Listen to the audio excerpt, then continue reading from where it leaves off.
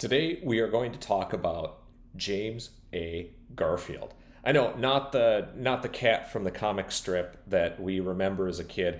I actually don't know if Jim Davis chose the name Garfield for the cat because of the president, the 20th president, by the way, chapter 20 from Marketer in Chief.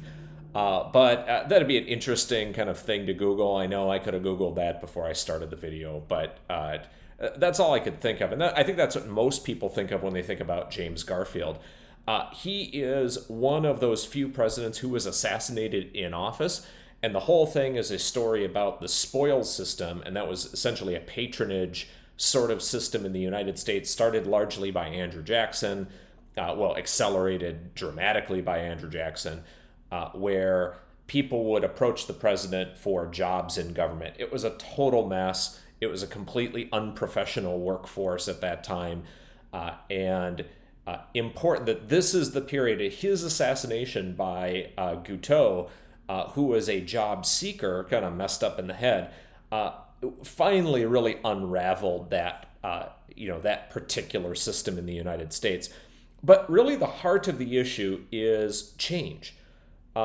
What do we need? The patronage system had been going on for 50 years. How do you change a trend line that's been happening? And in the chapter, I kind of compare that to to food prep. It may seem unrelated, but it's changing a deeply ingrained habit. Over the past 30, 40, 50 years, the number of meals that we eat as Americans eat at home versus eat out has essentially gotten to parity, where it's about 50-50. I want to read you an excerpt of this part of the chapter where I kind of describe basically that food prep parity in 2015, basically 50-50, and what happened after that. So, by 2015, however, Americans reached food prep parity. About half of all meals were prepared in the home, and about half were prepared out of the home. In fact, that gradual change has been a pretty reliable trend. It's fueled the growth in restaurant chains, the success of standalone chef-driven restaurants, and a boom in food trucks. Although starting a restaurant has always been among the more riskier new ventures, you never had to worry about not having enough people in your target audience. The number of people eating out was growing by a couple percentage points per year every year. Then came the COVID-19 pandemic, and it changed everything. It especially changed how people ate.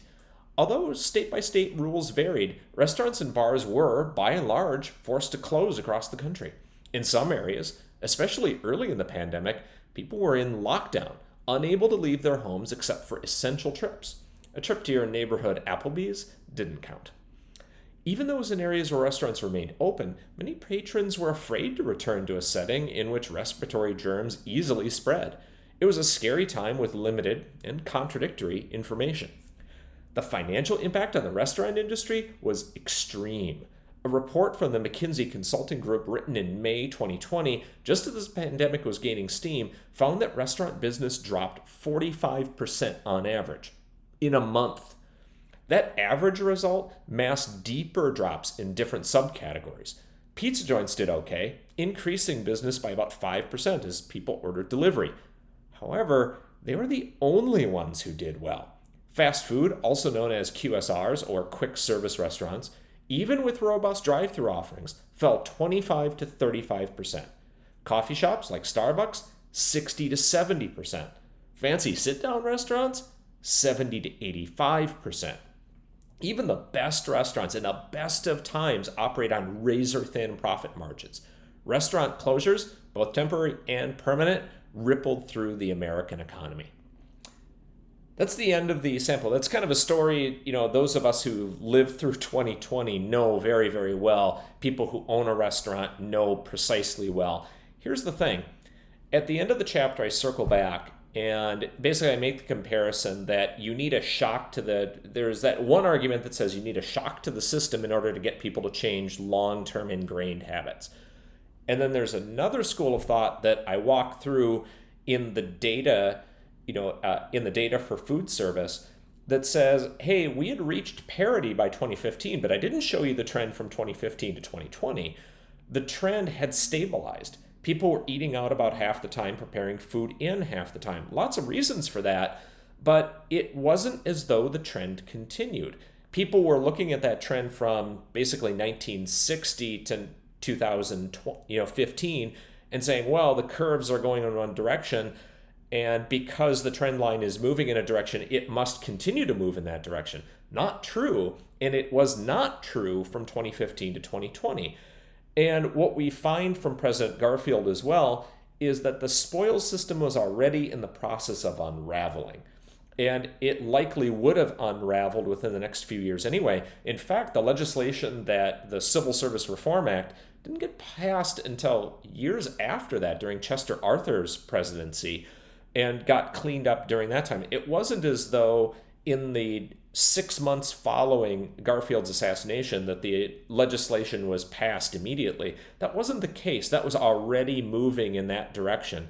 Yes, there certainly could have been a catalyst for that, and I don't doubt that, that possibility. But it wasn't as though that, looking back retrospectively, it wasn't as though COVID-19 or Garfield's assassination, those are just the kind of the big events that people are going to remember. Always be careful. Look at the data. Don't accept kind of the good storyline. Go back, look at the trend lines, analyze the data a little bit more carefully. You may discover that change was already happening, and it wasn't the big reason that we remember that it did. So, fascinating chapter, excellent for business planners and those kind of people who believe that they need to kind of think about the future and they need to kind of plan their businesses. This is one of the most useful chapters in the book for all of you. Now, July 4th, Marketer in Chief, the whole book is coming out. The print books are coming, all the pre-orders are getting set. So if you want the ebook right now, you can pre-order that from Amazon. But Kobo is coming, Walmart service. Barnes & Noble's coming, library stuff is coming. It's all of those pre-orders are going to get set up here shortly. Stay tuned.